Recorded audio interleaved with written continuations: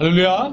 남가주 은혜로교회 주일 온라인 일부 예배 오신 여러분들, 주님의 이름으로 환영합니다. 오늘 예배가 하나님께 드려지는 기쁨과 감사함의 제사가 되는 그런 예배가 되었으면 좋겠습니다.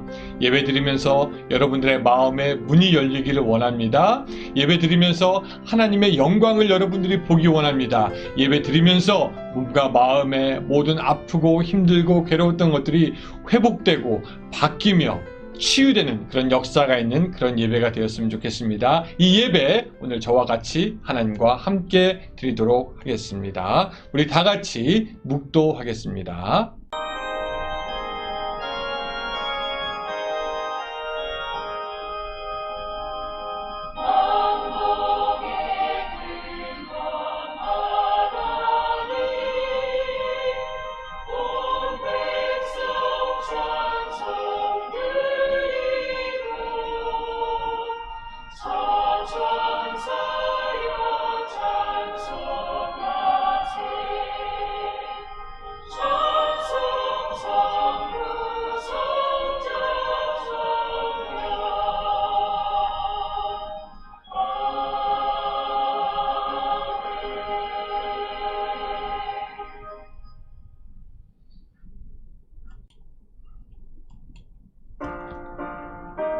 우리 시간에 같이 찬양하겠습니다.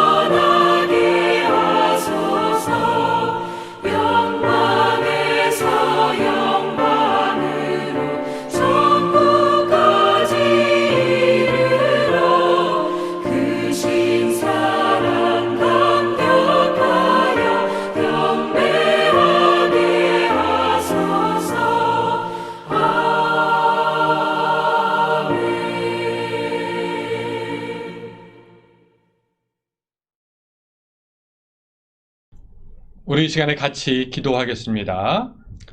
사랑과 은혜가 충만하신 하나님 아버지, 오늘 예수 그리스도께서 부활하신 이 주일 사랑하는 주의 성도들 같이 모여 하나님께 예배 드립니다. 아직도 우리가 대면 예배로 하나님께 나아가지 못하지만 각각의 장소에서 비대면으로 하나님의 얼굴을 구하고 바라오니 이 예배 드리는 시간 동안 우리와 함께하여 주시옵소서. 하나님이 예배가 살아있는 하나님을 예배하는 그런 귀한 예배가 될 수 있도록 주여 도와주시옵소서. 그러기 위해서 우리 가운데 더욱더 믿음 주시옵소서. 우리 가운데 더욱더 하나님을 만나야 한다는 그 열정과 감동과 확신을 주시옵소서. 하나님의 은혜의 보좌 앞으로 나아가는 그런 예배가 될 수 있도록 도와주시고 우리 인간의 모든 것을 손들고 하나님께 항복하여 드리며 온전히 하나님의 다스림이 있는 그런 예배가 될 수 있도록 주여 도와주시옵소서. 우리의 허물과 죄악은 예수 그리스도의 십자가의 피의 보혈로 씻기는 그런 예배가 되게 하시고 오직 하나님의 영광과 예수 그리스도의 능력이 드러나는 그런 예배가 될 수 있도록 주님 함께하여 주시옵소서. 예배 드리는 동안 하나님 아버지 사탄의 방해가 있지 않도록 주여 도와주시고 온전히 말씀에 집중하여서 하나님과 연락되어지고 하나님과 교통할 수 있는 그런 예배가 될 수 있도록 주여 도와주시옵소서. 온 몸과 마음을 다하여 하나님을 바랄 때에 주여 주님께서는 내가 여기 있다 응답하여 주시고 하나님 우리들 마음속에 말씀하여 주셔서 그 말씀으로 인해서 우리들의 삶이 새로워지는 역사가 있게 하여 주시옵소서. 하나님, 우리가 밖을 바라보면 바라볼수록 우리 가운데 소망을 둘 것이 하나도 없다라는 것을 우리가 알게 됩니다. 여러 가지 자연재해와 또한 전염병으로 인하여서 우리들이 약해질 수밖에 없는 존재라는 것, 우리가 시들어질 수밖에 없다라는 그런 존재라는 것 다시 한번 깨닫습니다. 이러한 때 하나님의 사랑을 더욱더 의지할 수 있도록 도와주시고 하나님이 누구신지 바로 깨달을 수 있도록 주여 도와주시며 우리의 믿음이 더욱더 깊숙이 뿌리 박혀서 흔들리지 않는 우리의 믿음이 될 수 있도록 주여 도와주시옵소서. 이 시간에도 하나님 아버지 지구촌 곳곳에서 여러 가지 환난과 병고와 자연재해로 인해서 고난받는 심령들이 있습니다. 하나님께서 함께하여 주셔서 그 심령들 빨리 회복될 수 있도록 주여 도와주시고 주님께서 붙잡아 주셔서 흔들리지 않도록 주여 도와주시며 그들을 돕는 모든 사람들에게도 은혜를 베풀어 주셔서 이 모든 환난이 어서 잘 맞춰질 수 있도록 주여 도와주시옵소서. 하나님 아버지, 이 미국도 하나님 아버지 여러 가지 정치적인 문제로 인하여서 또한 선거로 인해서 하나님 아버지 혼란한 그런 상태입니다. 주님께서 주장하여 주셔서 하나님의 마음에 합당한 자가 아버지 뽑힐 수 있도록 주여 도와주시고 그가 주님의 이름으로 예수 그리스도의 능력으로 성경의 원리대로 백성을 잘 다스릴 수 있는 귀한 미국이 될 수 있도록 주여 도와주시옵소서. 또한 두고 온 우리나라 한국을 위해서도 기도합니다. 그 가운데 있는 정치적인 혼란과 여러 가지로부터 주님께서 함께하여 주셔서 그 땅 가운데 평안과 능력이 다시금 넘칠 수 있도록 주여 도와주시옵소서. 여러 가지 하나님 아버지 국제 정세 속에 위험 속에 있는 그 한반도를 붙잡아 주시고 주님의 평안으로 인도하여 주셨기를 간절히 바라옵고 원함을 드리옵나이다. 주님, 우리 교회 가운데 하나님 아버지 허락하여 주신 여러 가지 사명들이 있습니다. 이 코로나 때 우리들의 사명이 잊지 않도록 주여 도와주시고 각 사람은 예수 그리스도의 제자로 변화될 수 있도록 주여 도와주시며 우리 교회는 힘을 다하여서 복음을 계속해서 전하는 교회가 될 수 있도록 도와주시고 선교사를 돕는 교회가 될 수 있도록 도와주시고 이웃과 아버지 노숙자들을 돕는 그런 교회, 세상의 빛과 소금의 역할을 잘 감당할 수 있는 그런 교회가 될 수 있도록 주여 도와주시며 우리 교회를 통해서 하나님 아버지 여러 가정들이 회복되어지는 놀라운 역사가 있게 하시고 믿지 않던 사람들의 믿는 놀라운 역사가 있게 하여 주시옵소서. 이 교회 주님께서 붙들어 주셔서 하나님께 영광 돌릴 수 있는 그런 교회가 될 수 있도록 주여 함께하여 주시옵소서. 하나님 아버지, 지난주 한 주간도 하나님의 사업에, 하늘나라의 사업에 동참하는 마음으로 여러 사람들 하나님 아버지 헌금을 보내왔습니다. 그 헌금들 쓰이는 곳에 하나님의 영광이 나타날 수 있도록 주여 도와주시옵소서. 주께 드리는 것을 즐거워하는 그들에게 아버지의 복의 복을 더하여 주셨기를 간절히 바라고 나오며 우리의 하나님 아버지 교회가 아버지를 위해서 더욱더 많은 것을 드릴 수 있는 그런 교회 될 수 있도록 주여 도와주시옵소서. 주님께서 우리를 이 땅에서 부르신 그 이유는 우리가 하나님 아버지 섬기고 세상 사람들의 본이 되기 위해서 이 땅에서 부르셨사오니 그 부르심의 사명 잘 감당할 수 있는 우리 또한 개인들이 될 수 있도록 주여 도와주시옵소서. 아버지, 이 예배 끝나는 시간까지 하나님께서 붙드시고 함께 하실 것을 믿사오며 예수님의 이름으로 기도드리옵나이다. 아멘.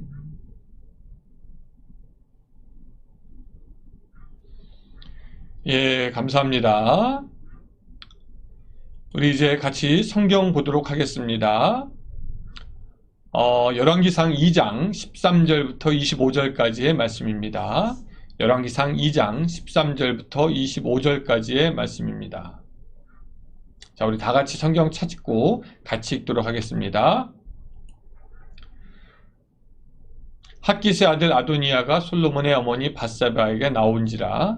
밧세바가 이르되 내가 화평한 목적으로 왔느냐? 대답하되 화평한 목적이니이다. 또 이르되 내가 말씀드릴 일이 있나이다. 밧세바가 이르되 말하라.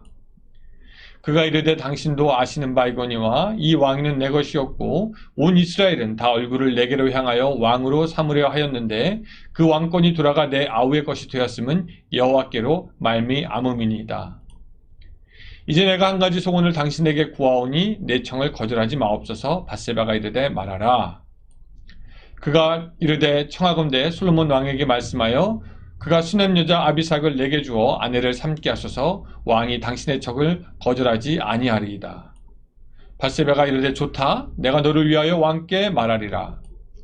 밧세바가 이에 아도니아를 위하여 말하려고 솔로몬 왕에게 이르니 왕이 일어나 영접하여 절한 후에 다시 왕좌에 앉고 그의 어머니를 위하여 자리를 베푸니 그가 그의 오른쪽에 앉는지라.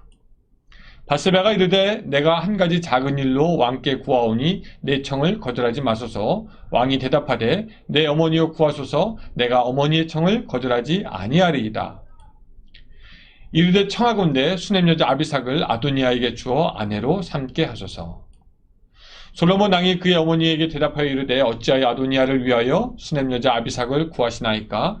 그는 나의 형이오니 그를 위하여 왕권도 구하옵소서. 그뿐 아니라 제사장 아비아달과 스루야의 아들 요압을 위해서도 구하옵소서 하고 여호와를 두고 맹세하여 이르되 아도니아가 이런 말을 하였은즉 그의 생명을 잃지 아니하면 하나님은 내게 벌 위에 벌을 내리심이 마땅하니이다.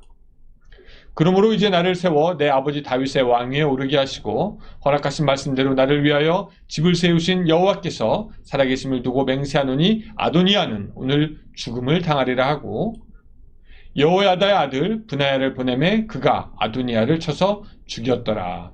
아멘. 할렐루야. 오늘도 그 하나님의 사랑과 은혜가 말씀을 사모하여서 인터넷으로 예배드리는 모든 분들에게 함께하기를 주님의 이름으로 축원합니다.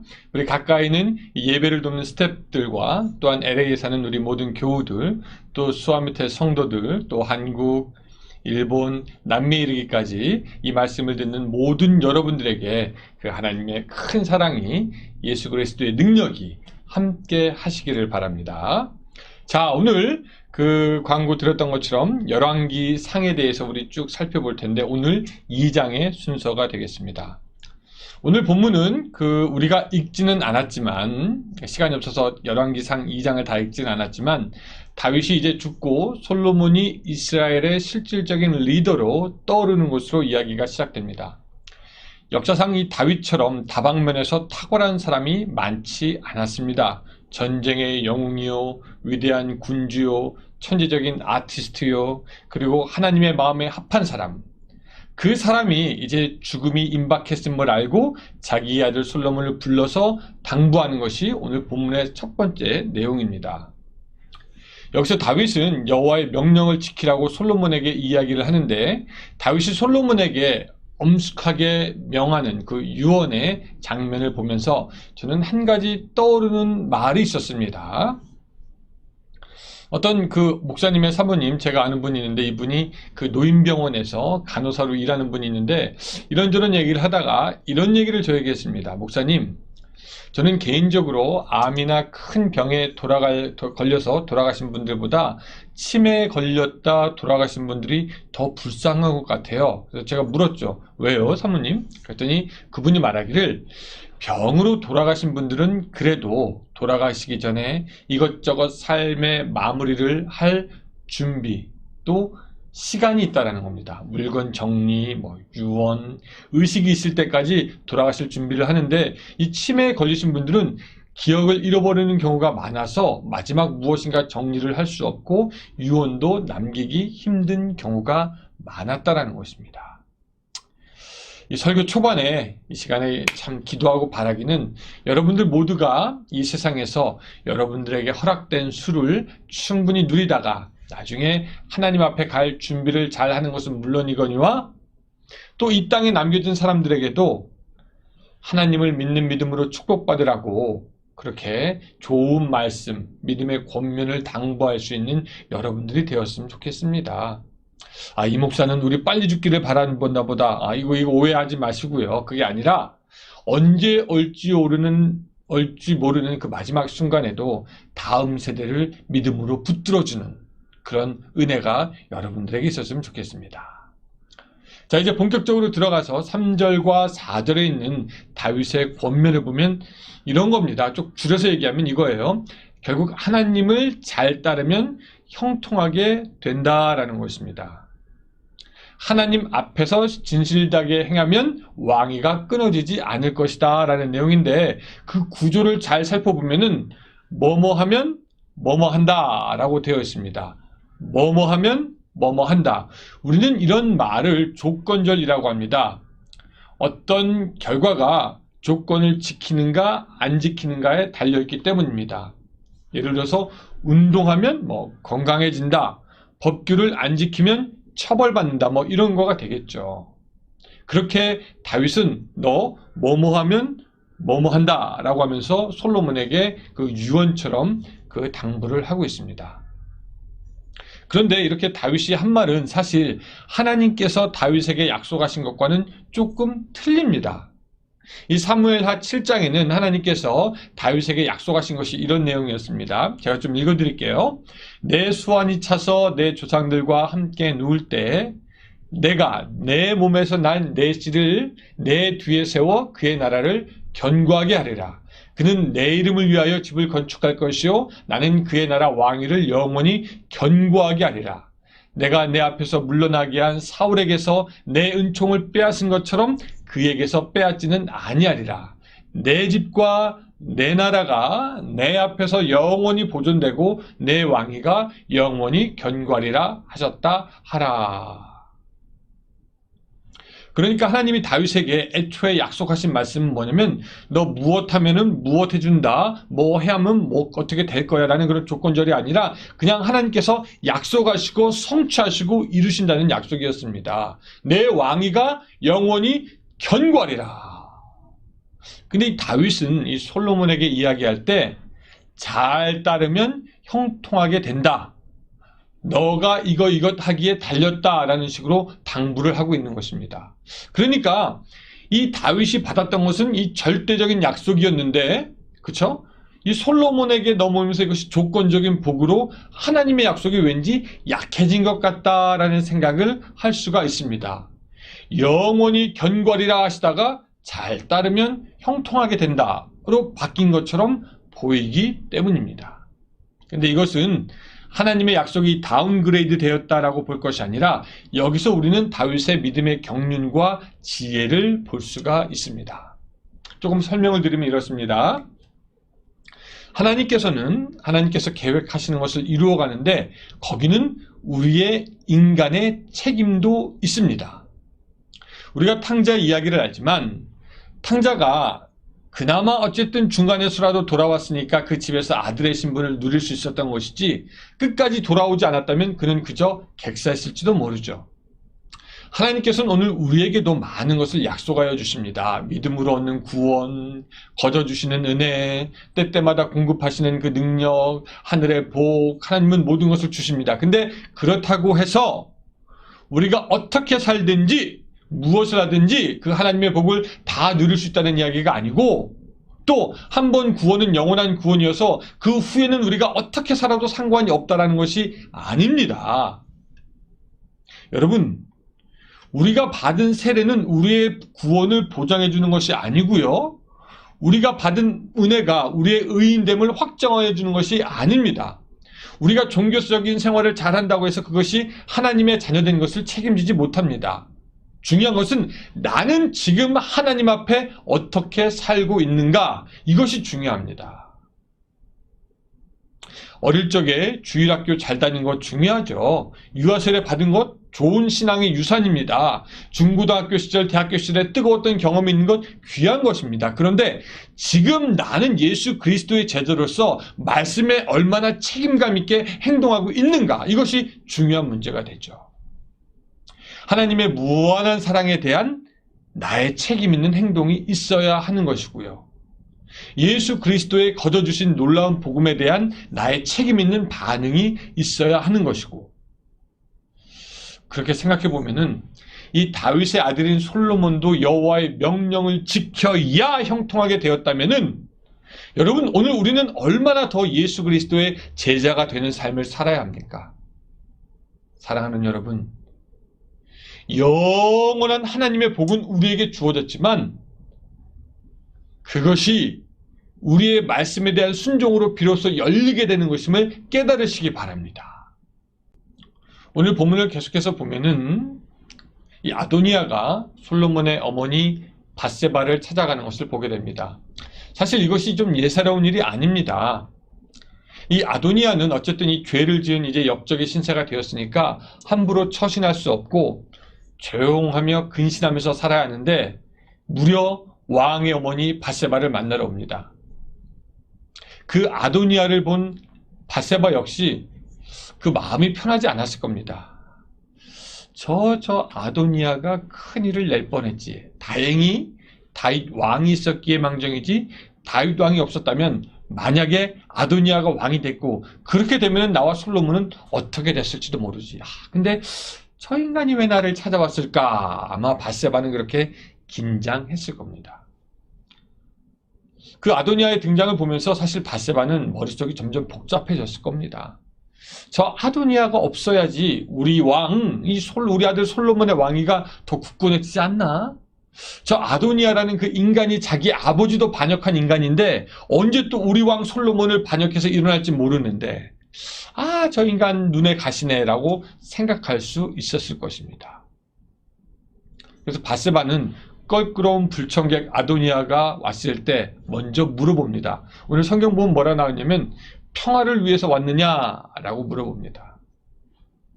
그때 이 아도니아는 화평한 목적이 있어서 왔다라고 하면서 도무지 이해하기 힘든 요청을 하나 하게 됩니다. 무엇입니까?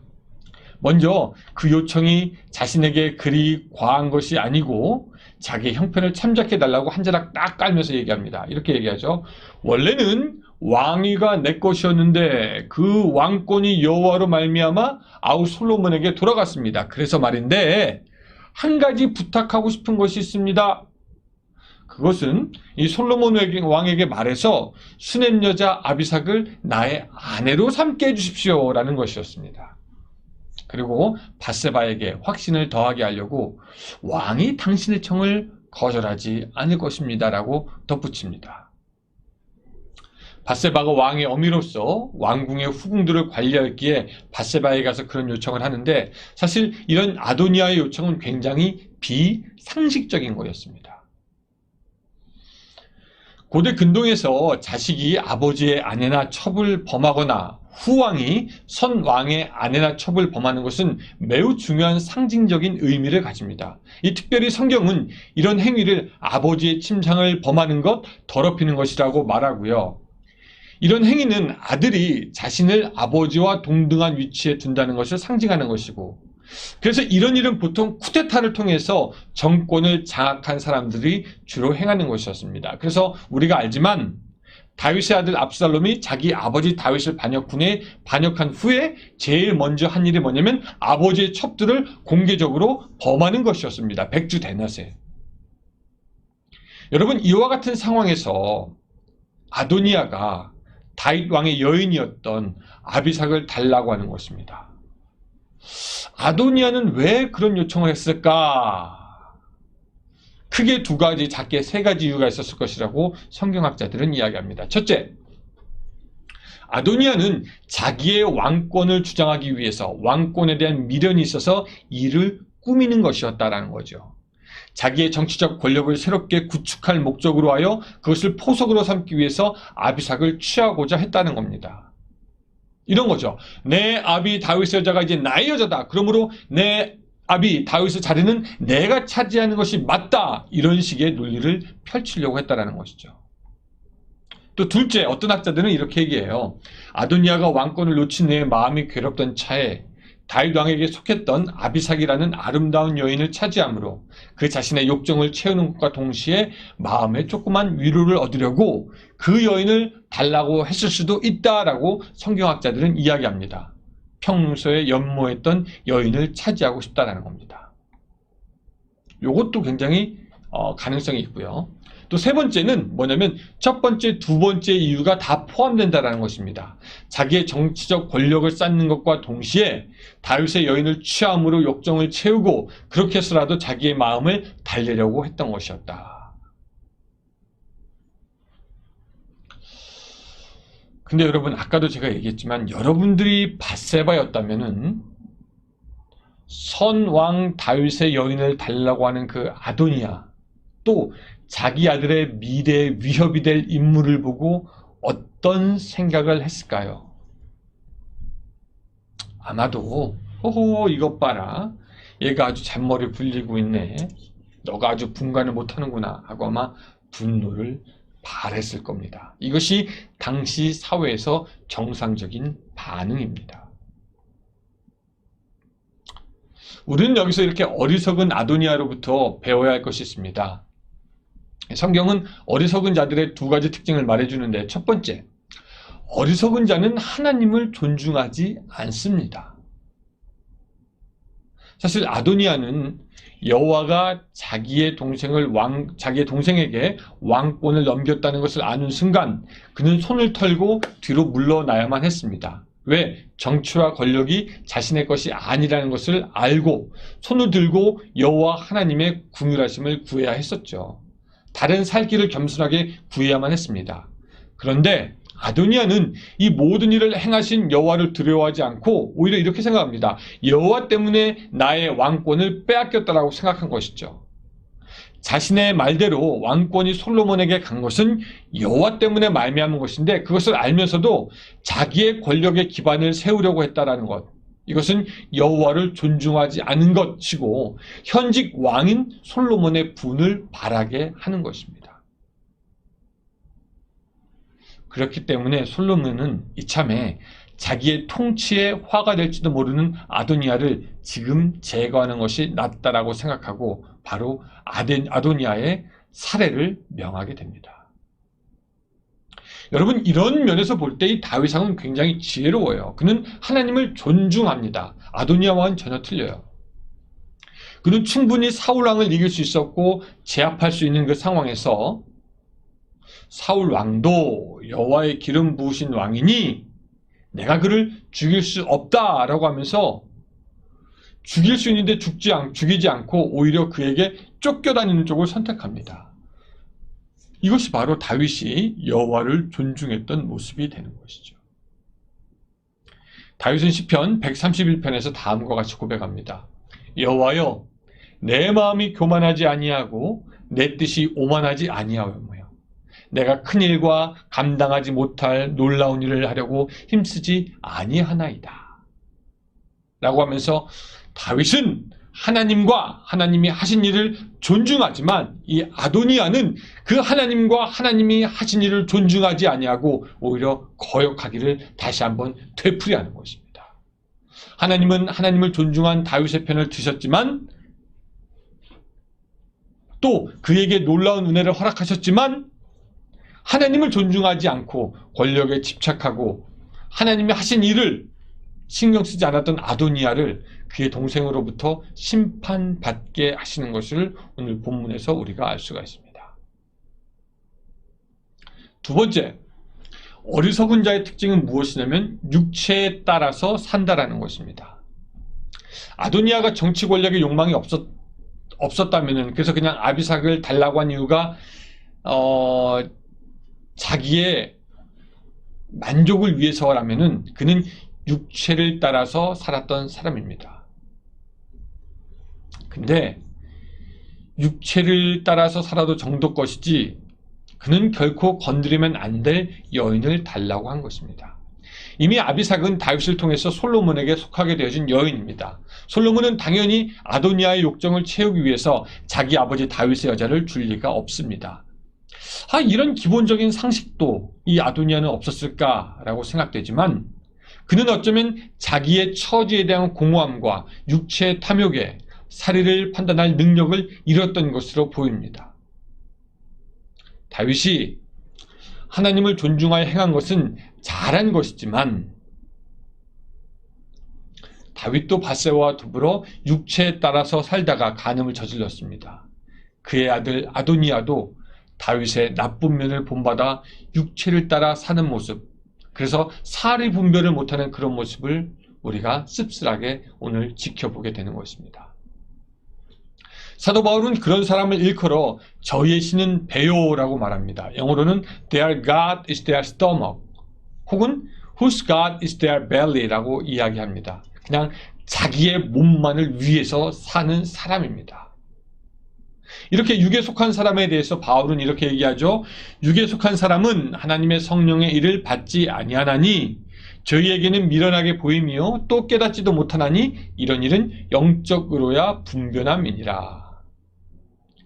육에 속해서 앞뒤를 재볼 생각도 하지 않은 어리석은 아도니아의 패망은 당연한 것인지도 모르겠습니다. 아도니아, 준수하게 생겼고 한때 왕의 자리를 넘볼 정도로 뛰어나 보였던 인물이지만 결국 동생 왕에게 죽임을 당하게 되며 그의 인생을 끝맺게 됩니다. 하나님을 존중하지 않고 육체를 따라 살았던 아도니아, 그리고 그의 패망. 혹시 우리들이 그의 삶을 통해서 여러분 이 시간에 깨달아야 하는 부분이 있지는 않습니까?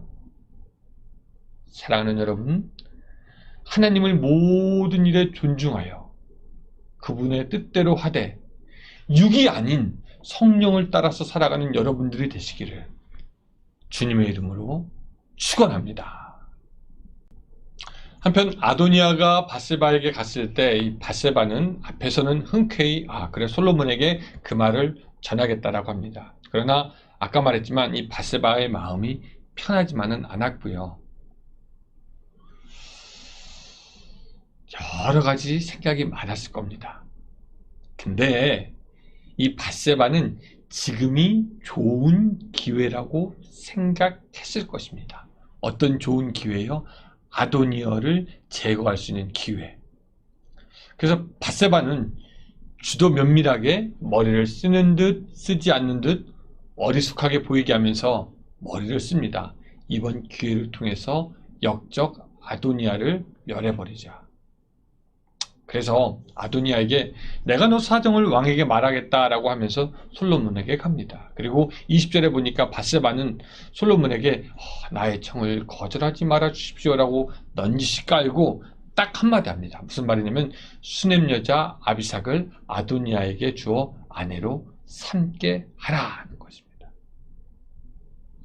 이런 것을 보고 밧세바가 아도니아를 정말로 위해서 솔로몬에게 그렇게 간청을 했구나라고 쉽게 생각할 수도 있겠지만, 그러나 우리는 솔로몬이 밧세바로부터 그 말을 듣자마자 아주 그냥 극히 분노해서 아도니아를 당장에 죽이려고 한 것과 또한 솔로몬이 극히 노했는데 밧세바가 아도니아의 편에서 한마디를 하지 않은 것을 보면서 이 밧세바가 이중 플레이를 한 것이 아닌가 생각해 볼 수 있습니다. 즉 아도니아를 위하는 척하면서 솔로몬의 잠들어 있던 분노심에 불을 붙여서 솔로몬으로 하여금 나중에 위협이 될지도 모르는 정적을 지금 제거하는 것이 좋겠다라고 하는 생각을 넣어준 것입니다. 자매가 있었습니다. 부모님이 외출했다가 돌아오는데 언니가 동생에 대해서 이야기합니다. 엄마, 아빠, 동생이 공부하느라고 피곤한가 봐요. 너무 열심히 공부했나 봐요. 하라는 청소는 안 하고 씻지도 않고 누워서 잠만 자고 셀폰만 하고 먹고 설거지도 안 하고요. 너무 피곤했나 봐요. 라고 말하면은 이 말이 정말로 동생을 위한 것입니까? 아니면 동생의 험담을 하는 것입니까? 아도니아 편에서 솔로몬에게 간청하는 듯 했지만 솔로몬에게 아도니아의 음모의 가능성을 지금 밧세바는 폭로한 겁니다.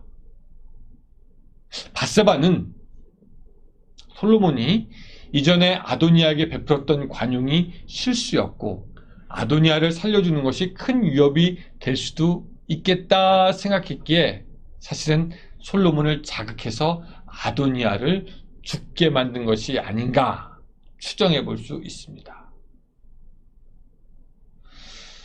그 밧세바의 의도가 어쨌건 간에 이 솔로몬은 펄쩍펄쩍 정색을 하고 뜁니다. 그리고 나를 위하여 집을 세우신 하나님을 두고 맹세하면서 이 아도니아는 생명을 잃어야 한다라고 말하면서 바로 사람을 보내서 아도니아를 25절에 보니까 죽게 합니다. 사실 그날 솔로몬은 아도니아를 불러다가 진실을 규명할 수도 있지만 그냥 그 기회를 놓치지 않고 바로 반역죄를 씌워서 제거하고 일망타진합니다.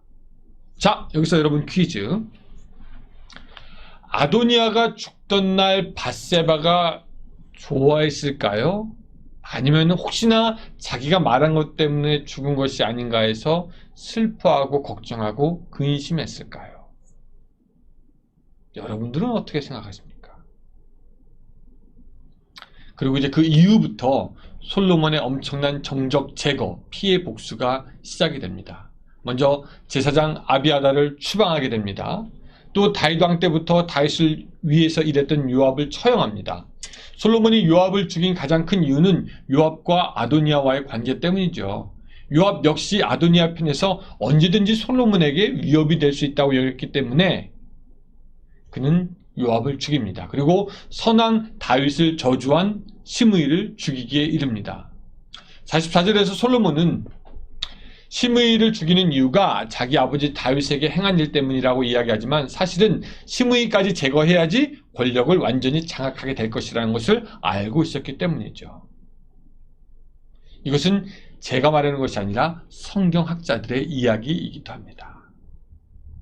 여러분, 이런 솔로몬의 이야기를 들으면서 누가 생각나는 사람 있지 않습니까? 최근 몇 년 동안 비슷한 일을 한 사람 생각나지 않습니까? 이복형을 죽이고 고모부를 죽이고 측근의 군대 장관과 군대 부장들을 죽인 사람 있지 않습니까? 어쩌면 솔로몬과 그 사람의 권력을 장악하는 방식이 매우 닮아있다라는 생각을 해보게도 하는 부분입니다. 어쨌든 오늘 이 밧세바의 솔로몬 모자에 대해서 조금 더 살펴보기를 원하는데요. 아마 여러분들은 밧세바에 대해서 잘 모르시거나 혹은 다윗이 그 범죄함을 인하여 취했던 여인이라고 기억하는 분들이 있을 겁니다. 밧세바가 처음에 성경에 등장했을 때는 목욕하는 여인으로 나옵니다. 그 목욕하는 여인을 다윗은 정신없이 쳐다보게 되었고 다윗은 결국 그 여인의 남편까지 죽이면서 왕궁으로 밧세바를 데리고 와서 자기의 부인으로 삼아버립니다. 이런 밧세바에 대한 평은 두 가지로 나뉩니다. 첫 번째, 다윗으로 인해서 자기의 남편을 잃어버리게 된 비운의 여인. 두 번째, 더 높은 자리로의 신분의 이동을 꿈꾸며 야심을 품었던 여인.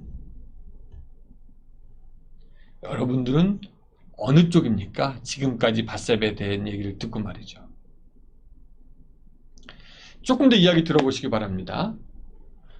열왕기상 2장에서 행해지고 있는 살육과 추방을 생각해 본다면 열왕기 저자는 솔로몬을 결코 선하고 훌륭한 사람으로 묘사하고 있지 않다고 성경의 학자들은 이야기합니다. 더 나아가서 솔로몬은 자기의 권력을 매우 폭력적으로 사용하는 무자비한 사람입니다 라고까지 이야기를 합니다. 물론 솔로몬이 그의 정적을 제거하고 사람을 죽일 때는 나름대로의 이유를 말합니다. 그리고 자기의 살인을 정당화시킵니다. 그러나 열왕기상 2장을 깊이 들여다보면 들여다볼수록 그는 자기의 손안에 있는 모든 수단을 사용해서 권력을 추구하는 무자비한 사람입니다. 이안 프로반이라는 신학자는 이렇게 이야기합니다. 우리가 여기서 보는 것은 상당히 추악한 힘의 정치이다. 밧세바의 은밀한 전략, 솔로몬의 잔인함, 이 두 모자는 어쩌면 다윗 왕으로부터 받은 자신들의 권력을 자기들이 지켜야 된다라고 생각한 사람들 같습니다. 군인의 아내라는 자리에서 왕비라는 최고의 자리까지 오른 밧세바, 그리고 그의 아들 솔로몬은 서서히 권력에 더욱 집착하는 것을 보게 됩니다. 그들의 실수는 뭐냐면요, 자기들의 받은 모든 은혜가 하나님께로부터 온 것을 깨닫지 못하고 자기의 힘으로 임금의 자리와 권력을 유지해야 되겠다라고 생각합니다. 어떤 분들은 이런 의견에 반대하실지 모르겠지만, 우리는 바로 다음 2장 끝나자마자 바로 3장 1절에서 솔로몬의 모습을 보면서 그가 하나님 중심으로 하나님을 의지하기보다 자기의 힘과 능력으로 이 자리를 꾸려가야 되겠다라고 생각한 정황을 보게 됩니다. 다음 주에 보게 되지만 그 3장 1절만 읽어보면 다음과 같습니다. 솔로몬이 애굽왕 바로와 더불어 혼인관계를 맺어 그의 딸을 맞이하고 다윗성에 데려가 두고. 여러분 생각해 보시기 바랍니다. 왜 솔로몬이 애굽의 왕의 딸과 결혼했을까요? 이것은 정략적으로 결혼한 것이고, 이 결혼을 통해서 솔로몬은 국제적으로 큰 나라인 애굽에게 인정받고 국제 정세 속에서 그의 위치를 좀 더 견고하게 하려는 것이었습니다. 여러분, 이런 방법은 지금도 비슷하게 이어지고 있죠. 약한 나라가 이 여러 나라들 속에서 자기 위치를 좀 더 견고하려고 할 때 자기보다 더 큰 나라에 기댑니다. 이것이 인간의 정치이죠. 근데 하나님은 솔로몬의 이런 인간적인 방법을 좋아하지 않습니다. 왜? 이스라엘을 지키는 분은 바로 하나님이셨기 때문입니다. 사랑하는 여러분, 어떠십니까? 여러분들의 소유, 여러분들의 지위, 여러분들의 커리어, 여러분들의 가족, 여러분들의 가진 것, 이 모든 것들 여러분들이 어떤 인간적인 방법을 통해서 지키려고 아둥바둥하고 있지는 않습니까? 그래서 하나님이 아닌 다른 어떤 것이나 다른 사람을 의지하고 있지는 않습니까? 저는 이 본문의 46절 아까 읽지는 않았지만 여러분들과 좀 나누고 싶은데요. 여호야다의 아들 브나야에게 명령하매 그가 나가서 심의를 치니 그가 죽은지라 이에 나라가 솔로몬의 손에 견고하여 지니라. 여러분, 지금 이게 좋은 겁니까? 나쁜 겁니까? 지금 이스라엘은 솔로몬의 숙청으로 인해서 견고하여졌습니다. 하나님의 손에 의해서 견고해진 것이 아니라 사람의 손에 의해서 견고해졌다라는 것이죠. 그래서 다른 어떤 누구도 솔로몬에게 반론을 제기하지도 않고 솔로몬에게 대항하지도 않고, 그러나 후에 이제 다루겠지만 솔로몬 왕 이후에 르호보암 왕이 된 이후에 이스라엘 장로들이 바로 그 르호보암 왕에 가서 솔로몬 왕 때의 노역을 줄여달라고 합니다. 솔로몬의 왕 때는 말도 못했죠. 압제하고 강하게 통치했으니까. 근데 그 왕의 아들 르호보암이 왕이 됐을 때 가서 불평합니다. 그러나 솔로몬으로부터 배운 것이 있는 그 왕의 아들 르호보암 왕은 그들의 불평을 듣지 않고요. 그들의 소원을 이루어지지 않습니다. 그리고 그것을 계기로 이스라엘 나라는 나누어지게 됩니다. 정리하면은 솔로몬의 손으로 견고해진 그 나라는 솔로몬이 지난 후에 그 기력을 잃어버리고 둘로 나뉘게 되었다라는 것이죠. 견고해지는 것은 중요합니다만 누구의 손에 의해서 어떻게 견고하게 되어지는가는 더 중요한 문제입니다. 내 손으로 나의 왕국을 세워 견고케 되어도 그것을 하나님이 허락하지 않으면 하나님은 그 나라를 흩으시고, 하지만 하나님의 보호하심과 그 손 아래서 견고해진 나라는 어떤 상황 속에서도 흔들리지 않게 되는 것이죠. 여러분들의 삶은 누가 버티고 있습니까? 하나님의 손입니까? 아니면 여러분들의 손입니까? 오늘 여러분들의 삶이 하나님의 손에 의해서 든든히 서가는 삶이 되기를 주님의 이름으로 축원합니다. 또 한 가지 우리가 기억할 것은, 우리는 알지요. 사실 모든 자리는 인간이 가고 싶다고 갈 수 있는 것도 아니고 인간이 내려오고 싶다고 내려올 수 있는 것도 아니고 하나님께서 주장하시고 하나님께서 인도하시는 것을 압니다. 그래서 현명한 사람은 매일매일의 순간에서 하나님의 명령을 따라 사는 사람입니다. 그런 면에서 볼 때 우리는 이렇게 결론 내릴 수 있습니다. 어떤 결론이냐면 하나님이 다윗 왕조를 축복하시고 유지하는 것은 결코 인간의 노력이나 좋은 성품에서 비롯된 것이 아니다라는 것입니다. 하나님이 다윗의 왕조가 계속 내려올 수 있게 하신 그 이유는 다윗 집안이 결코 죄가 없어서가 아니라 하나님의 은혜가 그들의 죄와 허물보다 크기 때문입니다. 하나님이 다윗의 집을 통해서 그분의 목적을 이루어 가시는 것은 그 집 사람들이 선하고 좋아서가 아니라 하나님이 선택하셔서이기 때문입니다. 하나님의 은혜가 있었기 때문입니다.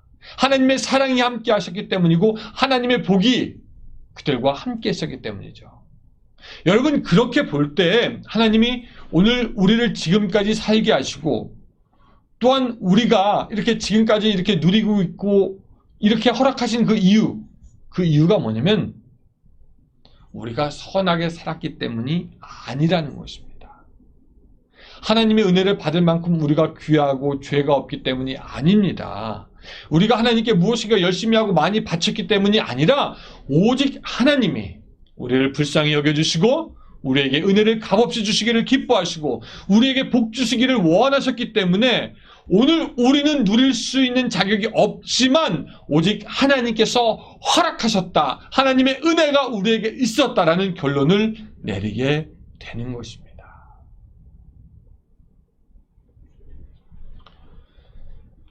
말씀을 정리합니다, 여러분. 오늘 성경이 우리에게 무엇을 말하고 있습니까?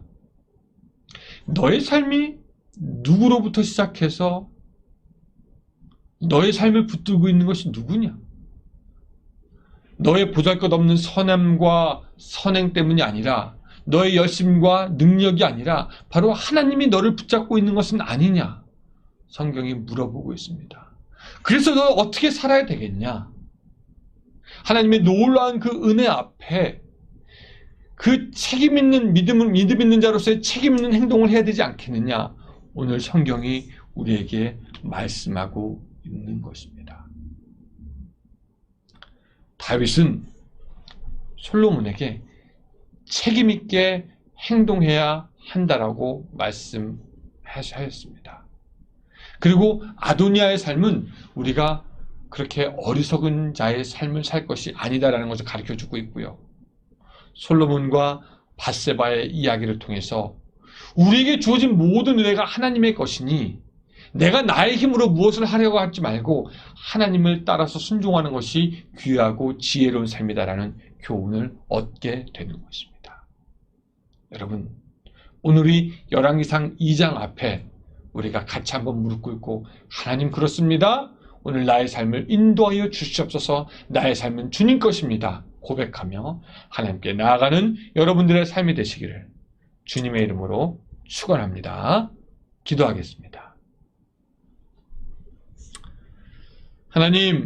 하나님께서 우리를 위해서 모든 것을 다 예비하셨지만 그것이 우리들에게 자동적으로 주어지는 것이 아니고 우리가 하나님 앞에 믿음 있는 자로서의 책임 있는 행동을 할 때 주어지는 것임을 다시 한번 깨닫게 됩니다. 다윗이 솔로몬에게 너가 여호와의 명령을 지키면 형통하리라 말했던 것처럼 오늘 우리도 이제 예수 그리스도의 제자가 되어 주님과 함께 형통해지는 삶을 살 수 있도록 주여 도와주시고 솔로몬과 밧세바처럼 자기가 자기 것을 지키려고 하는 것이 아니라 오직 하나님께서 지켜주심을 믿고 하나님의 말씀에 순종해서 살아가는 우리의 삶이 될 수 있도록 주여 도와주시옵소서. 하나님, 이 열왕기상을 통해서 배운 교훈들 우리가 잊어버리지 않도록 도와주시고 날마다 기억하면서 지혜로웠던 솔로몬보다 성령의 능력으로 더욱 지혜로운 그런 삶을 사는 우리가 되게 하여 주시옵소서. 예수님의 이름으로 기도드리옵나이다. 아멘. 같이 찬양하겠습니다.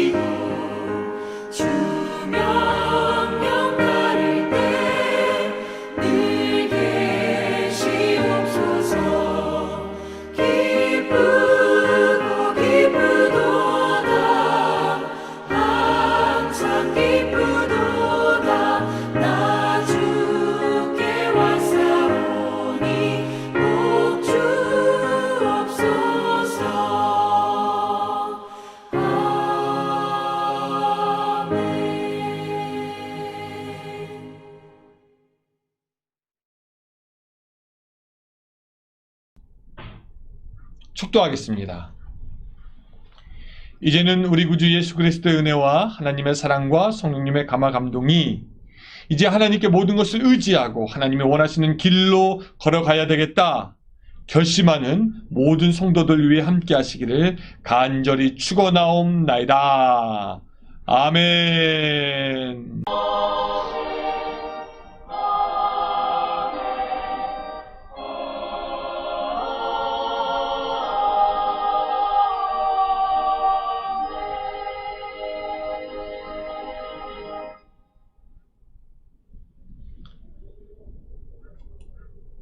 예, 여러분 예배 끝났습니다. 여러분 오늘 배운 또한 오늘 들은 말씀 기억하면서 일주일을 살기 원하고 또 다음 주에는 열왕기 3장을 미리 읽어오시기 바랍니다. 저는 또 월요일 날 바로 이 자리에서 여러분들과 153으로 같이 만나려고 합니다. 여러분 이번 한 주간도 강건하시고 또한 하나님께 영광 돌릴 수 있는 그런 한 주간 살아가시기를 바랍니다. 여러분 감사합니다.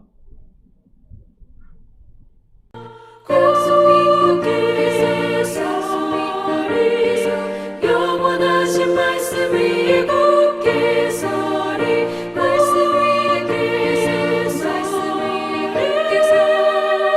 그 말씀이